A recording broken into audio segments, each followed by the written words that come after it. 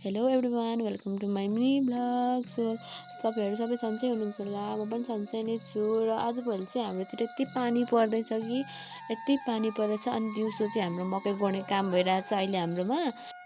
अनि मैले चाहिँ मेरो एकछिन सुमो बेबीले खेलाएँ। अनि मेरो यो मुनिसाको नाम चाहिँ मैले सुमो राखिदिएको।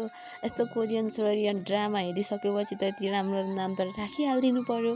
सो अनि म चाहिँ लाग्दिएँ कतातिर भन्दा घाँस काट्नु। अनि घाँस काटेर मैले भारी पनि पुऱ्याइसकेँ। यहाँ हेर्नु सक्नुहुनेछ, फेरि घाँस चाहिँ कडा छ नि। अनि यो मधेसी पाराले कहाँ हिँड्दैछु भन्दा चाहिँ मकै गोड्नु। अनि हाम्रो चाहिँ मकै गोड्ने बेला भयो नि त। अनि हाम्रो सबै साथीहरूले हाई भन्दा सुँगुरले पनि मजाले हेर्दैछ। अनि हाम्रोमा चाहिँ झार यस्तो आएको रहेछ के भन्नु। एकजनाले त उखाल्ने, अरूले खन्ने भइरहेको। अनि आज चाहिँ हामीले काम सकाएपछि एक दुईवटा टिकटक बनाइदिउँ, एक दुईवटा फोटो खिच्यौँ। र आजको लागि हामीले भिडियो यति नै भन्दै बाई बाई गऱ्यौँ। भेट्नेछौँ हामी नेक्स्ट भिडियोमा।